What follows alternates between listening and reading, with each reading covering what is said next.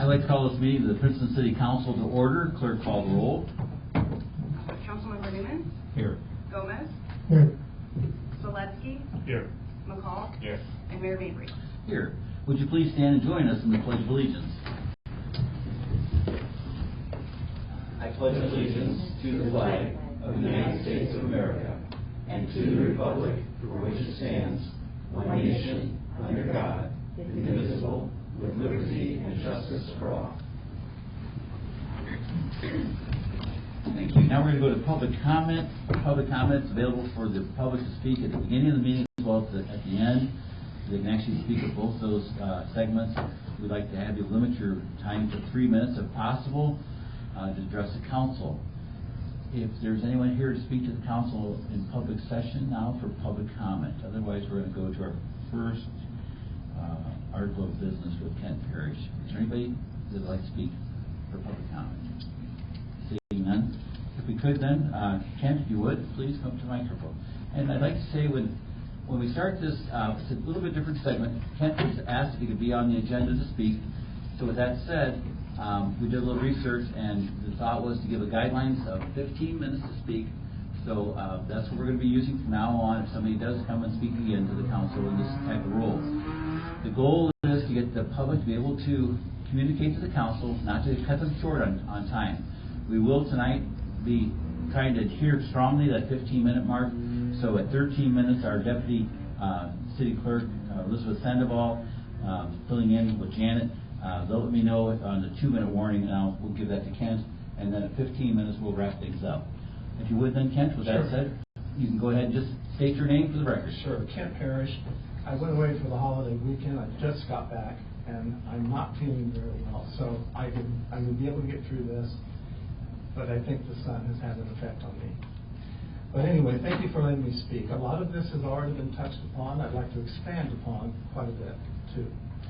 This is so concerning the 512 South Church property, which is adjacent to my home, and also kind of a tale of two properties. The 526 North Chestnut property by comparison and contrast. Michael Zering, back in July 10th, wrote a very severe demand letter to my neighbor. I'd like to read part of it. I think maybe I've already read part of it, but I'd like to read it again. The purpose of this letter is to inform you that a preliminary inspection of your property has revealed that you have unsafe or substandard conditions on your property. Potentially safe and substandard conditions include overgrowth of brush, grass, and weeds, deteriorating fence, unsanitary fountain containing weeds and stagnant water. State of Illinois Statute 511-31-1 requires you to repair your property to a safe condition within 15 days. If the property is not repaired to a safe condition or demolished in that time, then the city may apply to the circuit court to cause a repair or demolition. Ultimately, the city may petition the circuit court for the ability to move forward with the repair, demolition, or cleanup of the property if no action is taken on your part. Costs associated with these actions are the property owner's responsibility, as long as sufficient warning and notice has been provided. If cooperation is not received and deadlines are ignored, then the city is prepared to take all steps allowed by law to address the situation, and then in 16-size font in bold. You have until July 26, 2025 to correct the conditions on the property. Now, I've spoken of this. Nothing did get done. No conditions were corrected. Today, the owner is late 346 days. We have an ordinance that I mentioned earlier that after 2 weeks, then the owner is in violation, and it's a $100 a day fine. And it doesn't say it may be, it says it shall be. So by that standard, which this council has approved, that owner owes the city $34,600. That's what you approved.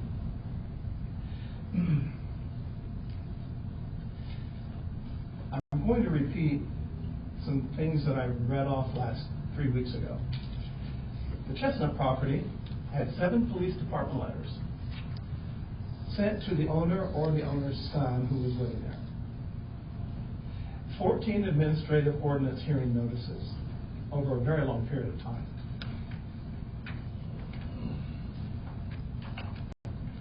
Sorry. Get the page turned. 3 failure to pay final notices. 1 application for administrative warrant. 3 notices to abate. 18 ordinance violation tickets. 18 from the police department. And those totaled, I've got that here, over $7,000.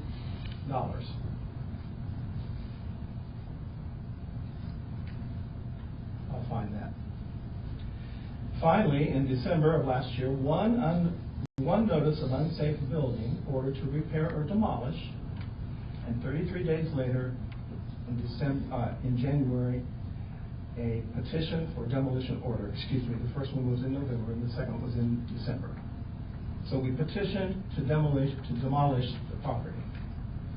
That's a lot of activity. Good for this council. I read the description of the property, and we know about the property. It was in terrible condition. One thing that we did do, though, was buy it. I mentioned this too, Mayor Mabry acknowledged it. We bought it for $1 from the owner. And then we paid $34,636.92 to what I'm going to call a lender. So it had a mortgage. I think that should have been made public. That was a major purchase. It was made public at a meeting. I learned this through FOIA. The minutes did read that we were going to buy it. The minutes did not read what we paid for it.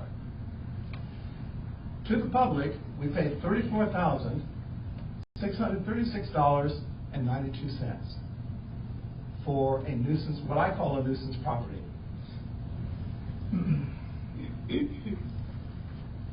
By comparison, the 512 South Church property has received nothing. It's in terrible condition. It's better now because Ray Mabry came and cleaned a lot of it up and hired somebody to help him. It took 3 days to do it, but it isn't finished. And it is 4 feet from my property. And it affects my property. And as I said before, it affects my life. And it has for years.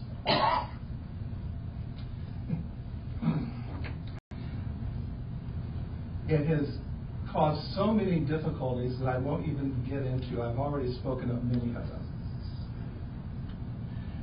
The amount of the fines for the Chestnut property was $7,850. And the best I could ascertain was they paid $100. That's the best I could glean from the paperwork.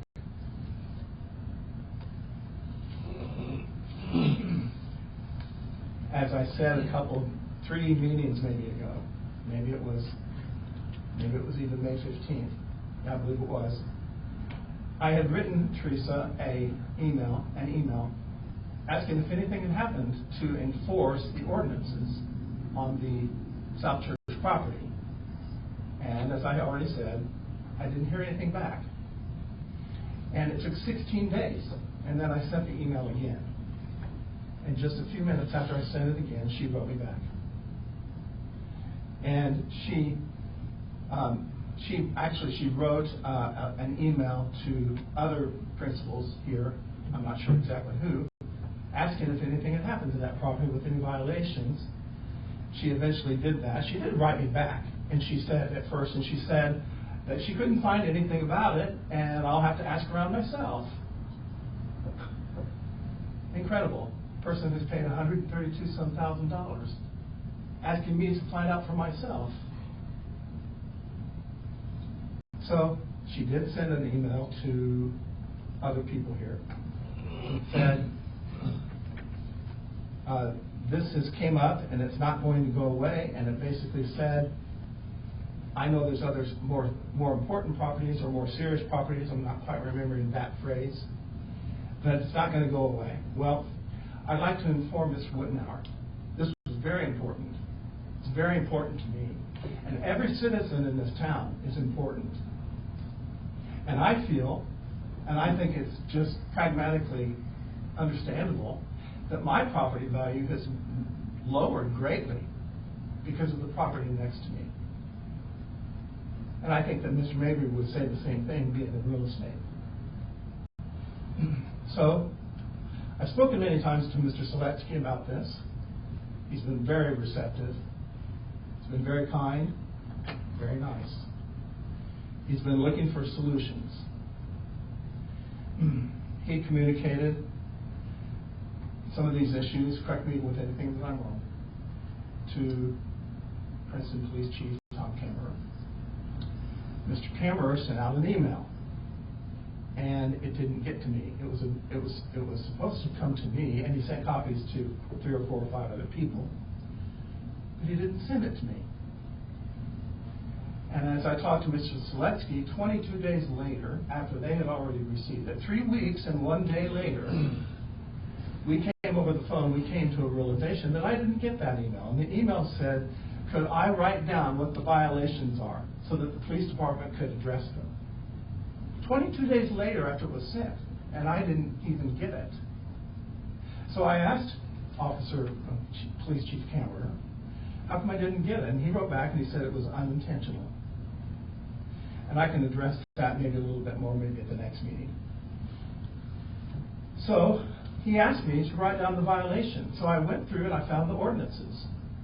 And I spent 7 or 8 days, truly, of writing down the ordinances and how she was in violation, the owner was in violation. And this is that document. And it's full. Anybody who knows me pretty well. I'm pretty meticulous. And I cover everything that I can think of. And for anybody in the public, I'll be glad to send you what these violations were, what the ordinances are, what the violations were. So a week or 2 later, at one of these meetings, I asked Mr. Kammerer if she was ever, after this was received, if she was ever given a violation. And he said he'd have to check on it. After all that work, he didn't know. And at the meeting 3 weeks ago, he didn't even have the courtesy to tell me one way or the other.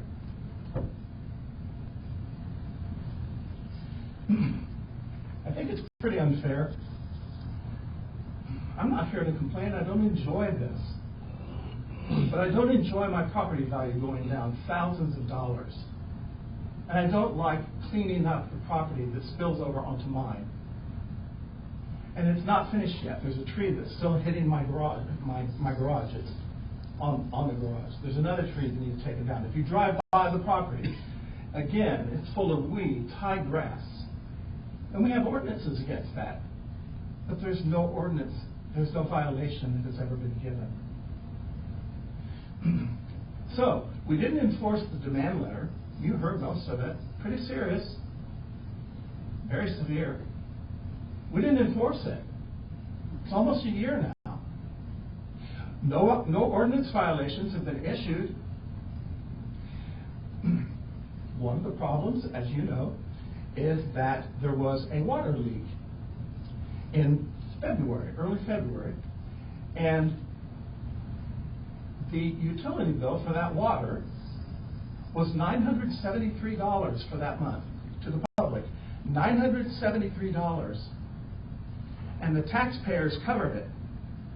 It wasn't an act of God. We paid it. The city decided to pay it. To be fair, I think it was one authority. I don't think the commissioners even knew that it was waived. So that's what I mean when I say we paid it. It was abated.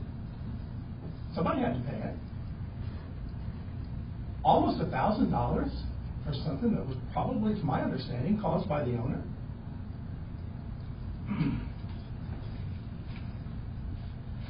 According to the 2020 census, which is the last census that we have,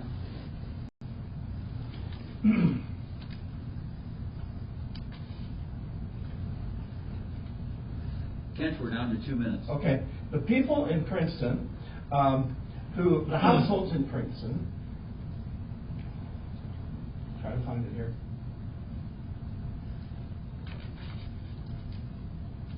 Don't have my glasses, I forgot them.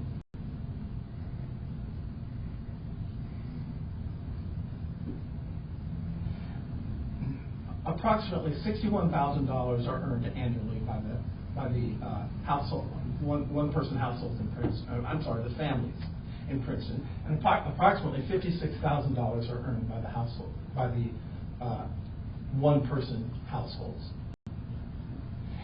But this owner owns 2 properties, and they have a total fair market value of $479,595. And this owner, this year, is paying taxes, and this is public information, is paying taxes on 2 properties, not one, of $8,749.54. And I think that person probably could have paid their own utility bill when there was a water leak, instead of having the public pay it. So, no, there was no expectation on the demand letter. We paid the utility bill. There's been no violations. And Mr. Mabry, you came in there and cleaned it up, and you told me you weren't even going to charge her, like the demand letter says. All these favors for someone who really seems to have the means to take care of themselves, when other people in this city are living on very modest incomes, other taxpayers and non-taxpayers. And the city has handled this so poorly and has dropped the ball so many times. And my time is up, and I could continue. And I will next time about the dog ordinance. Very good. Thank you, Kent. Could I just, one comment? I'm sorry you're coming back. Could you provide us with a one-page summary of what you want the city to do regarding all these issues you have? You don't have to respond to that now, but just tell us exactly how we could solve these problems. Mr. Newman, I have spent so much of my life doing this. I could tell you right now in person what I would like you to do. Like I said, you're out of time. I'm assuming you're going to be back in a couple of weeks. Or if you want to email to us just that summary, because if you want us to take action on your neighbor, or if you want us to do something different, please be specific, because we want to help. We're not sure where to start. I have been specific, and Mr. Mabry can inform you. Okay. I've spoken to him about it, and if you want to comment on that, you're welcome to. Okay. Very good. Jerry, thank you for asking those questions there. If I could, before we move on, I do want to tell the council that the yard was again mowed today. I talked with Joel Dickinson of Dickinson Lawn Care. He's been contracted by the person at 512 South Church to maintain the yard for the rest of the year on a regular basis. If you get a chance, if you haven't been over there, you can go over and walk in the backyard and see it. I think the yard looks pretty darn good, and there is one tree that for sure that is hanging over the garage near Kent's garage property line. I think the property looks really pretty darn good right now. Okay, the point would be is she does have a contractor taking care of the mowing effective immediately, and that's good news. The other thing would be if you're interested in touring the 526 North Chestnut property with me, we'll just have you sign a waiver. If you were to walk through that property and see what that property's like, you'd far much rather have her with the red brick home as a neighbor than 526 North Chestnut. It's so embarrassing when you walk through there. It's just, I can't believe people live like that. And again, if you want to see that, I have a key to that property. All we do is just have you sign a waiver, and I'll take you through with a flashlight. Can I comment back on that? Yes. Just because one property is so bad, and I know it is, because I read the whole description of it, and in some ways it is worse than this property as far as living in it, but that doesn't negate how bad this property is. That doesn't take away what should have happened in this property. And 3 weeks ago, after the meeting, you asked me, Kent, what is more important, the content of what you say or the tone and how you say it? Remember that you asked me that. And I said the content. And the tone now is deserved. But the content is what the reality is. So I'm going to ask you a question too. What is more important? To set up to have ordinances, send a demand letter, and and enforce them, and to fine someone, or to do the same thing but not enforce them and not fine someone, which is what this body has done. What is more important, Mayor Mabry? I think that every day we make decisions on how we're going to react and respond to different situations. We could always look back and do better, Kent. Always could look back do better. I would make a comment, I'm going to move on here, that when you said, as a realtor, do I agree that your property has been devalued? I guarantee you, the property at 526 North Chestnut, all the neighbors around there, their property is devalued. Have you had one neighbor come to you say they also felt their property is devalued? You're the only person that's come to complain about this Church Street property that's adjacent to you. You're the only neighbor. Because I'm the only neighbor doesn't negate it.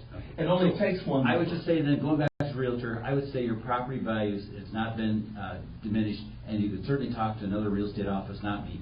Let's go ahead and we'll move on. Everybody good? Yeah, Council members? I'll just make one suggestion. I'll agree with Jerry. I think you could give us a one-page thing. I think we have beat a dead horse here long enough. You continue to come meeting after meeting with the same thing. And personally, I don't think you need to come back to the next one, the dog ordinance. We went over this 2 years ago. You and I agreed to disagree.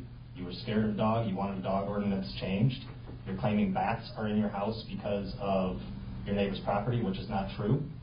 And there's 36, 37 pages that you have on here. We've got all the information in front of us.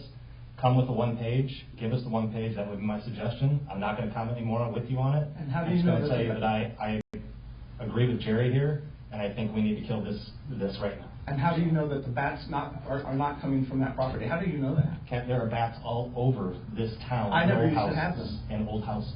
I never used to have them. So that's all I'm going to comment on. That's it. Good Thank for you. you.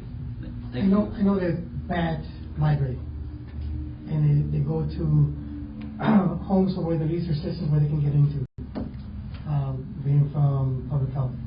They do migrate, and just because you didn't have them 10 years ago does not mean you will not have them today. Ever since Mayor Mabry cut down the dead trees, I haven't had them. We're going to move on. Okay. We're good? Thank you. Council members, thank you for your input. Appreciate that. Don, do you want to say something? Everybody else has jumped in there. I don't have too much to add. I guess one thing I would add is on the email that was inadvertently not sent by the police chief. There is one email that you yourself can send that had a misspelling that Mr. McCall did not receive. So it does happen. It can happen. It certainly can. It certainly can. Very good. Okay, great. Thank you, council. Appreciate that. Now we're going to go ahead and go on to the approval of the minutes, please. I move that we approve the minutes from our regular council meeting on June 15th, 2026. Second. Motion and second. Is there any questions or comments about those minutes? Seeing none, clerk call the roll. Councilmember Newman. Aye. Gomez. Aye. McCall. Aye. Seletsky. Aye. Mayor Mabry. Aye. And before we go on, we do have our deputy city clerk working with us tonight, Elizabeth Sandoval, and so she's going to go ahead and go through the invoices, please. In the Department of Accounts and Finances, $126,307.78. In the Department of Streets and Public Improvements, $161,450.47. In the Department of Public Safety, $379,778.18. In the Department of Public Property and Utilities, $423,813.25, with a grand total of $1,091,349.68. All council members present have confirmed their reviews of all invoices and are now submitted for disposition. I move that we approve the invoices as presented. Second. We have a motion and a second concerning those invoices. Is there any questions or comments? I have one. I would make a suggestion that any bills that are paid from the city that with a credit card, that they should be an itemized detailed bill,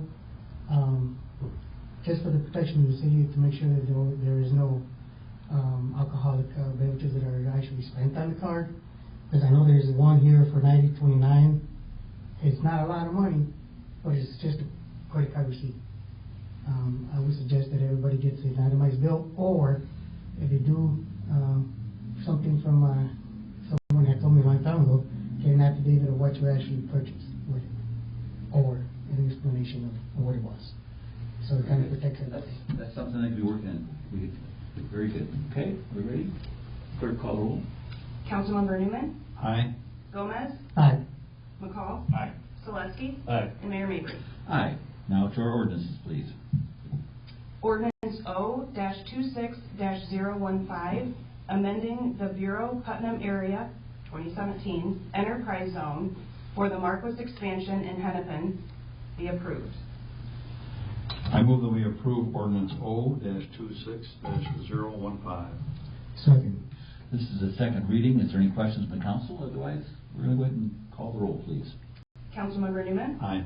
Gomez, Aye. McCall, Aye. Selesky, Aye. and Mayor Mabry. Aye. Now on to our city manager report with Teresa Whitnauer. I have nothing under my report. Thank you, Teresa. On the mayor's report, it was a busy weekend with celebrating 250 years, and the Daughters of American Revolution, if you haven't seen it, they've got a plaque out as you just start to go up the steps in front of City Hall. Very well done. Very well done. It's not overwhelming. I give a lot of credit to Sue Stutsky. She spearheaded that project, and those ladies are very active in the Daughters of American Revolution. We're thankful to have them. Get a chance to take a look at that plaque. Otherwise, we had a lot of good activities.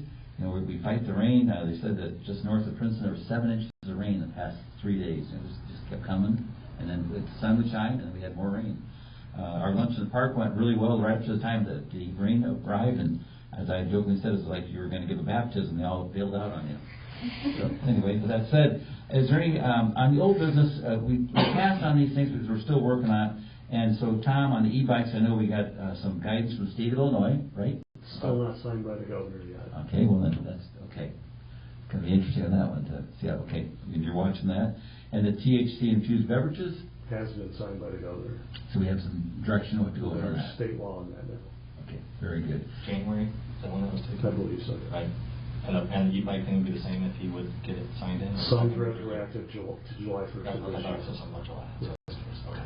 Is there, think there's an issue with him not signing, or? I think the enforcement part of it, because you can't write a juvenile a traffic ticket. There's different ways that has to be addressed, and so I think that might be the whole. Sure. Gotcha. Okay, that makes sense. Thank you. It's a tough one. We know something's going to be done with it. Okay, now we're going to go on to, is there any new business before the council this evening? Seeing none, is there any public comment from the public? Am I allowed to speak again? We got somebody in the back. We'll start with her in a good way. I just got to give your name there, young lady.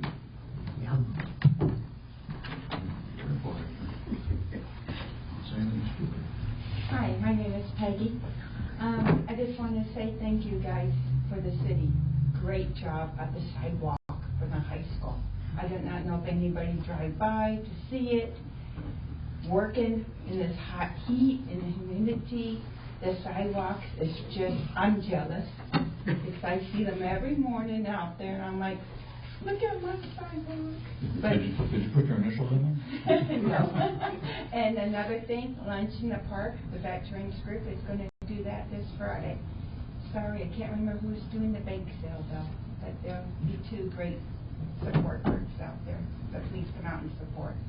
So, and just to add on to the sidewalk there, they'll be redoing the entire street in the next couple of weeks, and also curbing on your side. Yay. So, I already knew that. Thank you. So, yeah, You keep it a secret. much needed. I do keep things to myself. I don't go telling everything that's going on unless it's absolutely necessary. Okay, very good. Thank you. First United Methodist Church is the ones that are doing the bake sale. Thank you, Hector. Okay, Kent, would you like to come back up and state your name one more time? Sure. Thank you. Kent Parrish. Thank you, Mr. McCall, for acknowledging that we spoke about this 2 years ago. It's been a long 2 years, and I have suffered through this, and I don't see that you have done anything to help alleviate this, nor hardly anybody here. So thank you for acknowledging that. I appreciate that. The average income for a person in Princeton, a head of a family, is $66,473.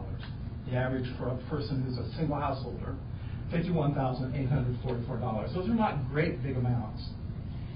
And the owner of this property owns 2 homes that borders up close to $500,000, $500,000. yet we waived, we abated her utility bill. I'd like to ask the mayor or anybody else, why is it that we didn't do anything after we sent the demand letter? It's been, what, 346 days? I'd like to have that answer. Anybody's welcome. I'd like to have the answer why we paid for her utility bill, $973. I'd like to have that answer. I'd like to hear from Mr. Kimmerer why no violations have ever been given, and why I had to write them down when they were right in front of the entire public. I'd like to know, Mayor Mabry, why the city isn't going to charge her for the work that you have done, and with the help of the high school student, as described in the demand letter and as described in the violation in the city code book. I'd like to have answers to that. I'll wait for those answers.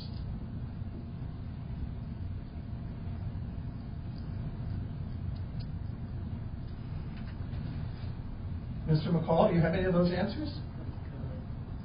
Public comment, we don't usually answer back on public comment. Well, but you don't have to not answer back. I'll only say one thing. When I said the 2 years, it was about your dog ordinance, not everything else, just so I want to be clear about that. That's all I have to say. The dog ordinance does have an indirect relationship to this. Council? No answers? I would just say, when we donate time, all the council members, we donate time to the community. So if you donate some time to try to solve a problem, I don't expect you to get paid. These council members, when they donate time, they go over to Habitat for Humanity, work on the home, things like that. The things we do, we don't expect to get compensated. And so sometimes it benefits maybe one party, but sometimes it benefits the whole community by doing things like that. Well, you are compensated $6,000 each, and Mayor Mabry $12,000. That's what you're paid. You know what, I don't think none of us are here for the money, that's for sure. Well, I'm just saying, I'm just correcting what you said. It's for the betterment of the community. Well, That's sure why, it is. That's why I think that, I'm gonna finish this up, I know you're about out of time here, but I would say this. If the next day or two, if you want to take me up on walking through the home at 526 North Chestnut, again, walk through that, and all of a sudden you'll see what the effect that had on that whole neighborhood down there. I'm sure I read the description, but that does not negate 512 South Church. That is not. There's no comparison between those two homes, completely different. Well, if you want to compare, then you can certainly do that, but it doesn't mean that 512 South Church is not a problematic nuisance property. It's a nuisance property. Live by the ordinances. Yep. Time's up. Okay, very good. All right, is there any other public comment? Young man, maybe here for public comment? This is my first meeting. I just kind of have to assess everything. Okay, very good. Glad to have you. Thank you. You're welcome. With that all said, we're ready now for closing the meeting, Jerry. I move we adjourn our regular council meeting this evening and reconvene for our next city council meeting on Monday, July 20, 2026, 6 o'clock at City Hall. Second. Motion and second. Clerk call the roll. Councilmember Newman? Aye. Gomez? Aye. McCall? Aye. Zaleski? Aye. Mayor Mabry? Hi, this meeting is adjourned. Feel free to stick around and talk to your council person. Thank you. Mr. Cameron, is there a reason why the violation is given? You're